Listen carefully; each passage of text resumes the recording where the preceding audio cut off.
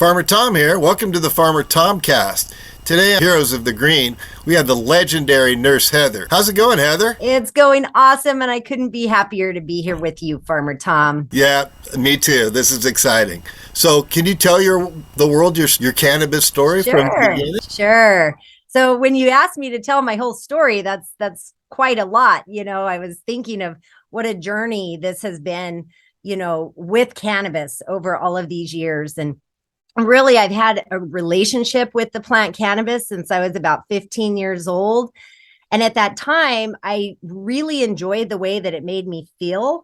I was born and raised in the Four Corners area of New Mexico, and we have the hills and a lot of sandstone area where you can just go out and sort of be alone. And I would go out to the hills before and after school and during lunches and things like that to kind of feed my head with cannabis. And I really feel like cannabis just made me feel good, even as a young person.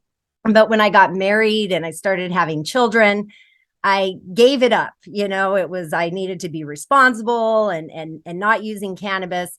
And that was fine. That was fine for a while. But in the year 2000, I actually experienced a traumatic event that changed me. And I didn't know what that meant at the time. I just knew that this traumatic event had altered the way that I responded and moved throughout the world.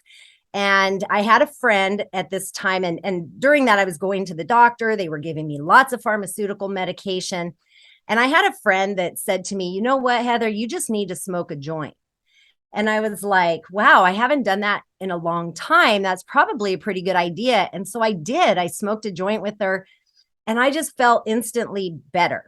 And so I realized at that point that I needed to introduce cannabis back into my life. But in my married world and the way that I was, working with my church and whatnot, I could not tell anybody I was using cannabis. So I was definitely a closet user, even from my husband at that time, my children, everyone who knew me. I was hiding it, but it was helping me.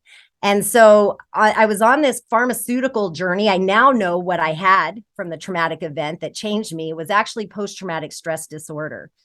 And I realized at some point that I could not continue to stay on this pharmaceutical regimen, that it was literally killing me, that I was no kind of a mother. I was no kind of a wife.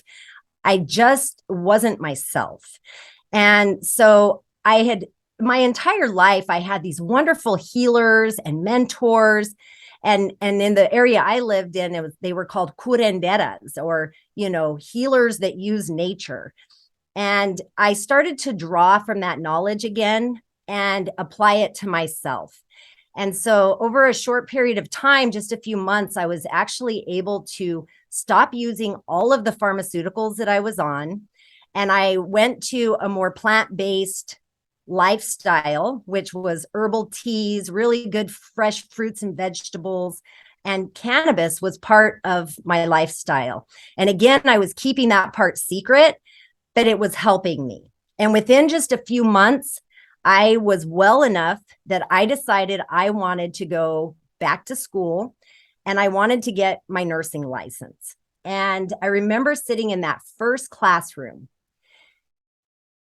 and looking around the room and thinking to myself, if I was following my doctor's orders with these pharmaceutical medications, I would not be sitting in this classroom. And it really instilled in me the power of nature, the power of approaching trauma in a different way and utilizing nature and all that she has to offer as a healing leverage for my life. And it was really an important time for me.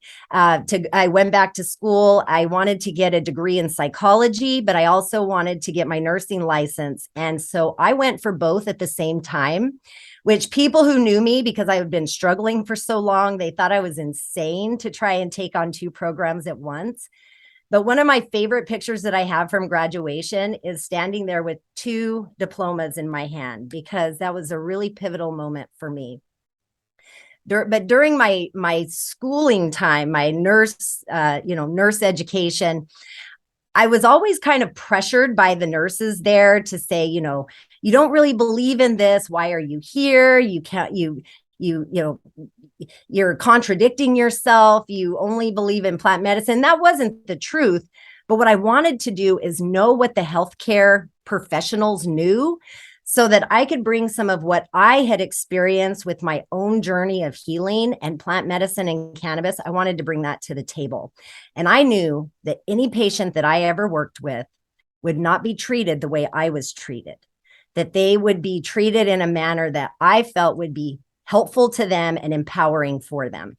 And so that was kind of how I came out the gate as a nurse. I was a little bit different. I was very autonomous. And most of the time in nursing, they say new nurses should not be home health nurses because there's a lot of decisions that need to be made. You should do a few years on the floor at the hospital to gain your skills. But there was no way I was working in a hospital. And they actually hired me on as a new nurse. It was actually a patient who I was doing Reiki for, not nursing related, who had 3 different types of cancer. She knew she needed to be on hospice. And so she called this home health agency and said, I want to come on your services, and I'm only going to do it if you hire my nurse. And so that's actually how I got my job, my first job. And so I worked as a home health nurse for a while. But even backtracking a little bit, before I started to be a home health nurse, I was still in nursing school. And a friend of mine in the state of New Mexico, we passed our medical cannabis law in 2007. And by 2009, they were starting to take applications and things for the industry. And I had a friend of mine who said, hey, Heather, we're going to be putting in an application. And one of the requirements is that we have a medical person on the board and nurses qualify. Would you be our medical board member? And I was like, well, I'm not quite a nurse yet because I haven't quite graduated, but I'm going to be a nurse. So yes. So we actually used me in those early days before I was even a bona fide nurse, registered, and we won a license. And so that was really where I started to get my foot in the door in the industry. Because now I'll go back to the home health piece. As I was seeing these home health patients, I had a patient one day that I got their chart and I flipped it open to their medication record, because one of the things we do as nurses, home health nurses, is we do a teaching and learning based on their pharmaceuticals. So you choose a med and you teach about it. When I opened his medication record, he had cannabis listed at the top on his medication record, all in capital letters. And I went, hot damn, you know what we're going to be talking about. So I took that opportunity to really ask him a lot of questions. And what happened was I learned so much. I learned that he was the 5th patient in the state of New Mexico to get a medical cannabis card. I learned that he had a caregiver who was helping him. He had MS and was wheelchair bound. And so he needed a lot of help. His caregiver was actually growing his cannabis for him, making different types of edibles and things like that for him. And he was able to tell me, when I smoke cannabis throughout the day, it helps with my mood. When I need to go to sleep at night, I eat edibles because they help me sleep. And these damn spasms in my legs, the only thing that makes them stop is when I rub cannabis topicals on them. And his caregiver would do that and massage his legs. And so he was using cannabis in all these different forms. And it was fascinating to me. And so as we got our license and we started doing this, I'm still doing home health care. But at this point, I'm noticing that the majority of the patients I'm seeing, they're either using cannabis because they're leaving it out, or I walk in, the house smells like it. They're either using cannabis, not on the program, or they qualified to be using cannabis. So I took this opportunity when I would speak with my patients to say, have you thought about getting on a medical cannabis program? You'll be legal, you already qualify, and you can get access to better cannabis than what you're smoking here, these seeds and stems and sticks that I see on your tables. And so that was kind of the first thing that I started doing, was helping my patients get on that program. Once we got up and running, now I had access to actually help patients get medicine. Because what I found was I helped all these patients get their medical cannabis cards. Then the next phone call I got was, I have my card, where do I get the stuff? And I realized that we were in such a rural area, there was no access. And so as soon as we were able to cultivate and start distributing cannabis products to patients, it was, I had these patients that were already card holders. So it was a really interesting transition between my home health work and then being able to provide access to patients. The one thing that was a problem, though, was I had a lot of patients like that MS patient that needed different forms of cannabis. And at the time, all that we were doing, first of all, we didn't have standalone dispensaries. Everything was home delivery. So that kind of fell into my model of what I was already doing with home care. But we didn't, all we had was flour. And sometimes we would have like keef or bubble hash. And that wasn't enough for a lot of these patients. So I actually went to the State Department of Health. I went to a meeting and I went to the director of the program and I said, look, I have patients who are on oxygen. They can't be smoking, or they have kids in the home and they're concerned. What are we doing about edibles and infused products that patients can access that are smokeless alternatives? That's what I called them. And they said, Heather, we really hadn't thought about that. To be honest with you, you're going to have to figure it out. And if you know me, when someone says you got to figure it out, I'm going to figure it out. So I did. I spent about 18 months learning how to really hone in my skills. I knew how to work with plant medicine to make products. I'd been doing that because I was taught by the curanderas and the healers that had raised me. So I knew kind of the concepts of it, but the dosing and all of that in the state of New Mexico at the time, we didn't have any laboratories testing anything. So we were actually taking risks sometimes to take our product up to Colorado to have can labs, which was like the first lab. We would take it up there just so we could kind of see what we were working with. And it was interesting because over time, I had developed this program of making edibles and infused products, topicals, tinctures, brownies and goodies. But for the most part, I had no clue what the dosage was. These were just like only eat a quarter of this brownie kind of thing at the time. But it took like wildfire. And so within a very short amount of time, I was producing smokeless alternatives for several of the dispensaries and taking care of about a third of the New Mexico patient base right out of my little old kitchen. And it was so much fun, Farmer Tom. I had the greatest time doing that work. And then I went to a conference in Tucson, Arizona. And this was my first ever medical cannabis conference. It was called Patients Out of Time in 2012. And my head was blown off with the information that I learned. There were researchers and scientists there who were talking about this endocannabinoid system, this on-demand system of receptors and the largest receptor signaling system in the body. And this is how cannabis worked.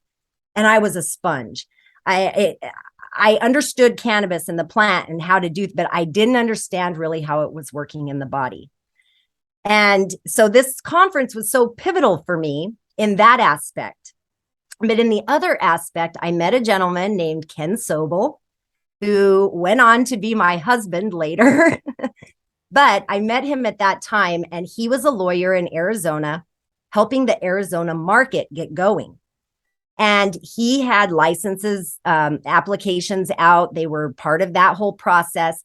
And he asked me if I would join their team to help bring edibles and infused products to the state of Arizona. And this was such a huge opportunity for me to help serve more patients. And so I agreed to do that. And when I got there, we actually had opened up the third dispensary in the state of Arizona. And we opened up the first manufacturing facility. We had the first edible and infusion kitchen. To our surprise, nobody else opened one for 9 months. So as all the dispensaries were opening up, we were the only game in town for edibles and infused products. And so that was really, really fun as well, to be able to flood the market with these beautiful products that were made with, love and compassion and all those secret ingredients that we put in there. And that was really great. And I felt like life was grooving along. But then I realized in the state of Arizona that patients who had post-traumatic stress disorder did not have access to cannabis products. And for me, coming from New Mexico, that was weird because to my knowledge, and I didn't know at that time, but New Mexico was the first state to add post-traumatic stress disorder as a qualifying condition. And so like 70% of our patient base in New Mexico had their card, their medical cannabis card for post-traumatic stress disorder.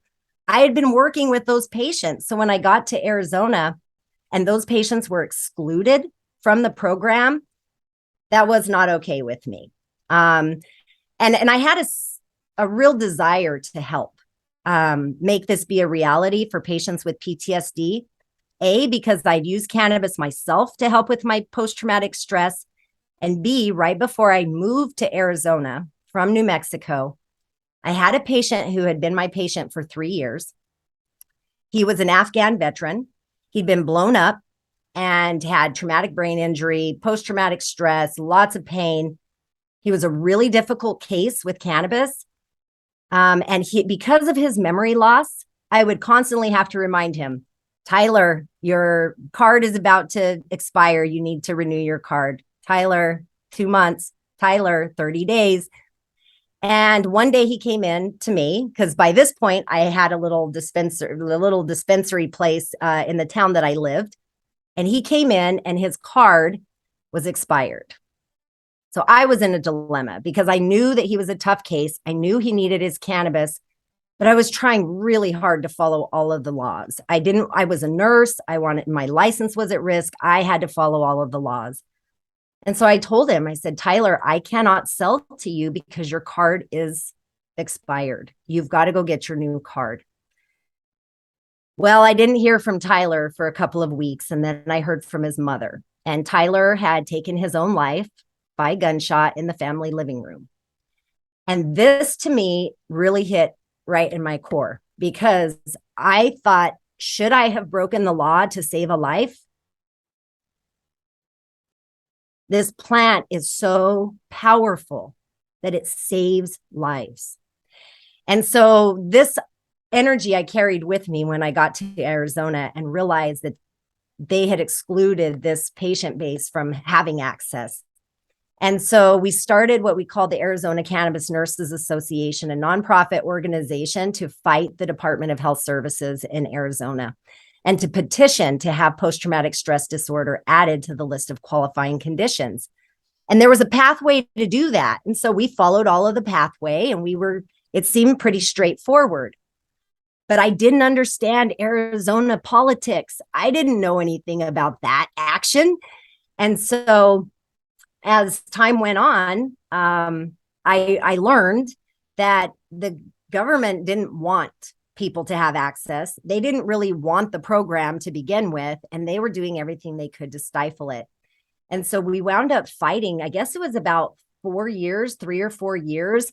We wound up going to court. Ken was our lawyer, and we put on a 3-day evidentiary hearing, and we won. We actually won. And so the first time in history, we were able to prove in a court of law that cannabis is safe and effective for the use of post-traumatic stress disorder.